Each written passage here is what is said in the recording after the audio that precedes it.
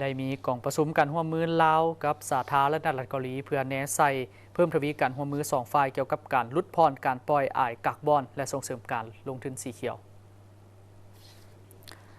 กองประชุมการร่วมมือลาวกับสาธารณรัฐเกาหลีเพื่อยุติการปล่อยอ้ายกักบอนประจำปี 2025 ได้จัดขึ้นในวันที่ 13 พฤษภาคมที่ผ่านมาอยู่ที่นครหลวงวิกจันทร์โดยมีทานผู้วงหลวงไซสนะห้องรัฐมนตรีกระทรวงทรัพยากรธรรมชาติและสิ่งแวดล้อมชาญกูบันย่องประธานองค์การโครชาประจำอาซีตะวันออกเฉียงใต้และ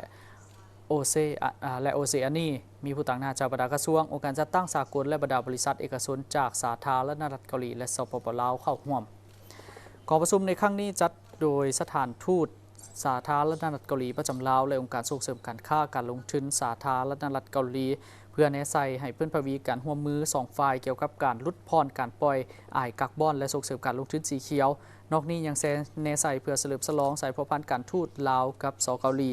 ครบรอบ30 ปีกองประชุมครั้งนี้ได้เปิดโอกาสให้ภาครัฐภาคธุรกิจและคู่ร่วมพัฒนาของพวกเขาที่จะแบ่งปันยุทธศาสตร์วางนโยบายและกำหนดโครงการที่ชัดเจนที่สามารถก้าวไปสู่การลงมือปฏิบัติตัวจริง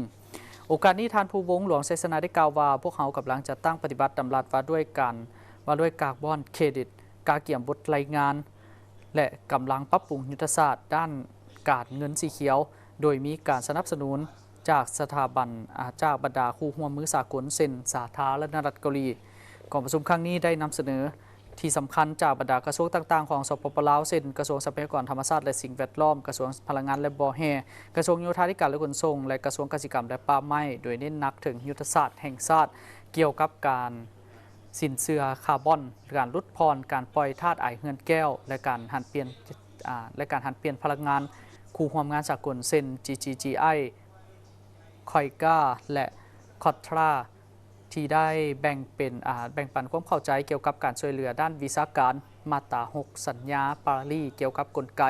การซื้อขายสินเชื่อกักบอนและกรอบการลงทุนสีเขียวในงานครั้งนี้ก็ยังมีการนำเสนอเทคโนโลยีโดยบรรดาบริษัทพลังงานสีเขียวสั้นนำของสเกาหลีพร้อมนี้ยังได้เซ็นบทบันทึกการร่วมมือ2ฉบับเพื่อพัฒนารถจักรไฟฟ้าโดยใช้ระบบเปลี่ยนแบตเตอรี่ไว้อยู่สถานีซากสัญญาที่2แมนร่วมนำบริษัท ASA Power Engineering เพื่อร่วมพัฒนาพลังงานแสงตะวัน